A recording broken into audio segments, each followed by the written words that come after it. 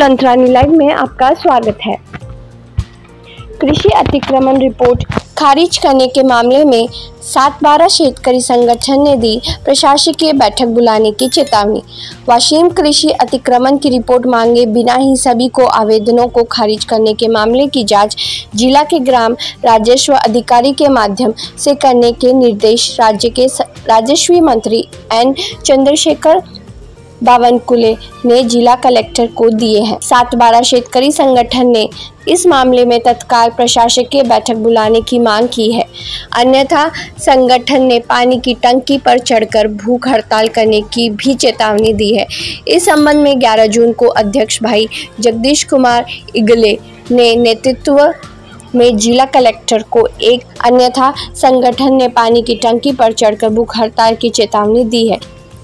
आप देख रहे हैं लंथरानी लाइव से मनीषा की रिपोर्ट। हमारे चैनल को लाइक, शेयर एंड सब्सक्राइब करें। धन्यवाद। वाशिम जिल्ह्यातील शेतीच्या अतिक्रमणाचा अहवाल न मागविता दलित आदिवासी फासेपारधी लोकांचे अर्ज खारिज केले।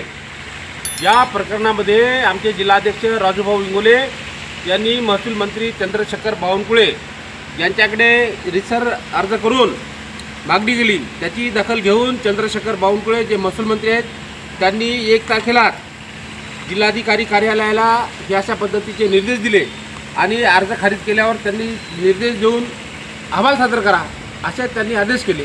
परंतु आज 11 दिवस झाले जिल्हाधिकारी कार्यालयाकडून कोणत्याच पद्धतीची आम्हाला नोटीस आली नाही, कुठं प्रशासकीय बैठक लागली नाही। उलटपाली वाशिम जिल्हा हा आकांक्षित यादी जिल्हा असल्यामुळं या लोकांना राहण्यासाठी व्यवस्थेमध्ये पद्धतशीरपणे रोजगाराचं साधन नाही। जिल्ह्यामध्ये MIDC नाही, रोजगाराला स्थान नाही, जगण्याचं कोणतं साधन नाही। हा जिल्हा एक आकांक्षित यादीत असून 75% लोक शेतीवर अवलंबून आहेत, शेतीच्या अतिक्रमणावर लोक अवलंबून आहेत आणि त्या शेतीच्या अतिक्रमणाबाबत 12 जुलै 2011चा शासन निर्णय निर्गमित झाला। तर 2011ला काँग्रेस पक्षाचं सरकार असताना त्या सरकारचे तत्कालीन सचिव स्वाधीन क्षत्रिय हे सेवानिवृत्त होत असताना त्यांनी 12 जुलै 2011चा शासन निर्णय निर्गमित केला। हा 2011 पासून ते 2025 पर्यंत प्रशासकीय अधिकारी बाकीच्या जनतेच्या हिताच्या गोष्टी वगळून 12 जुलै 2011च्या शासन निर्णयाचा संदर्भ वेळोवेळी देऊन आमचे अर्ज खारिज करतात। त्यामुळं आता सुदैवानं महाराष्ट्र राज्यामध्ये बहुमताचं सरकार आहे। देवेंद्र भाऊ फडणवीस यांच्या नेतृत्वामध्ये सकारात्मक सरकार आहे, महसूल मंत्री सकारात्मक आहेत। म्हणून मागच्या सरकारच्या जे निर्णय निर्गमित केले त्याच्याकडे थोडंसं दुर्लक्ष करा। ज्या सरकारनं आता सध्या विद्यमान बहुमताचं सरकार असल्यामुळं सरकार हे सकारात्मक आहे, त्यामुळं दलितांच्या विषयावर सरकार सकारात्मक आहे, आदिवासींच्या विषयावर सरकार सकारात्मक आहे। त्या दिवशी 1 तारखेला आम्ही जनता दरबारमध्ये राजूभाऊ इंगोले, आमच्या भामटवाडीचे आदिवासी राजाराम पवार, त्याच्यानंतर भगवान शिंदे यांच्या नेतृत्वामध्ये आम्ही एक निवेदन सादर केलं। महसूल मंत्री त्यांनी कलेक्टर जिल्हाधिकारी मॅडमला फोन लावला आणि फोनवर सांगितले की याचा अहवाल तात्काळ मला चौकशी नेमून पाठवा। त्यांनी आतापर्यंत चौकशी केली नाही, आमचा अहवाल पाठवला नाही। उलट आमचा अर्ज 12 जुलै 2011च्या शासन निर्णयानुसार खारिज करतात आणि आमच्या संघटनेच्या लोकांना पत्र देतात। तर तसं न करता शेतीच्या अतिक्रमणाचा अहवाल न मागविता खारिज केलेल्या अर्जाबाबत महसूल मंत्री चंद्रशेखर बावनकुळे यांच्या निर्देशानुसार 2 दिवसात जर प्रशासकीय बैठक लागली तर ठीक आहे, नाही तर मोठा नाईलाज असतो।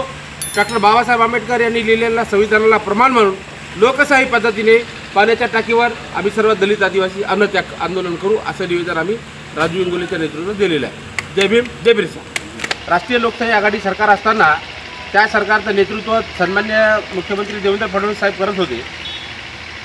संबंध महाराष्ट्रातून निवासी अतिक्रमण नियमानुकूल करण्यासाठी मोर्चाच्या माध्यमातून निवेदन केले। आमच्या संघटनेच्या मार्गदर्शक तत्वानुसार 2016ला लोकशाहीर अण्णाभाऊ साठे यांच्या जन्मशताब्दीचं औचित्य साधून महामानव डॉक्टर बाबासाहेब आंबेडकर दादर चैत्यभूमीचे मुंबई मंत्रालयावर असा आम्ही पैदल मोर्चा काढला आणि त्या मोर्चाची दखल घेऊन तत्कालीन ग्रामविकास मंत्री पंकजा मुंडे, आमच्या जिल्ह्याचे म्हणजे तत्कालीन महसूल मंत्री संजय राठोड, दादा भुसे या लोकांनी त्या मोर्चाची दखल घेतली आणि सर्वांसाठी घरे 2022चे धोरणाची अंमलबजावणी करण्याकरिता जे लोक निवासी अतिक्रमण करून शासकीय भूखंडावर राहतात असे अतिक्रमण नियमानुकूल करण्यासाठी देवेंद्र फडणवीस साहेबांच्या सरकारनं धोरणात्मक पद्धतीचा शासन निर्णय निर्गमित केला आणि त्याची अंमलबजावणी सुद्धा राज्यभर सुरू आहे. त्याच धर्तीवर सर्वांसाठी शेतीचे धोरण घोषित करून ग्रामीण भागामध्ये ज्या लोकांनी शेतीसाठी अतिक्रमण केलं असेल अशा अतिक्रमणा नियमानुकूल करण्यासाठी एक धोरणात्मक पद्धतीचा शासन निर्णय निर्गमित करा, अशी आमची सरकारकडे युद्ध पातळीवरती मागणी सुरू आहे. ही मागणी सुरू असताना जिल्हा प्रशासनानं अहवाल सरकारकडे सादर करायला पाहिजेत. सरकारकडे आमच्या मागण्या लोकाभिमुख पद्धतीने पाठवायला पाहिजेत. जनताभिमुख पद्धतीनं जर प्रशासकीय यंत्रणा कामा करत असेल तर आमच्या समस्या सरकारच्या निदर्शनात आणून द्यायला पाहिजे. परंतु वाशिम जिल्ह्यामध्ये तशी परिस्थिती अजिबात नाही. आमचे अर्ज इथलच्या इथंच खारिज करून आमच्या पोटात बी आणि पाठीत बी खंजीर खुपसण्याचं काम चालू आहे. आज लाइक कीजिए, सब्सक्राइब कीजिए और शेयर कीजिए. बेल आइकॉन का बटन दबाना ना भूलिए और देखते रहिए लंत्रानी न्यूज़ लाइव.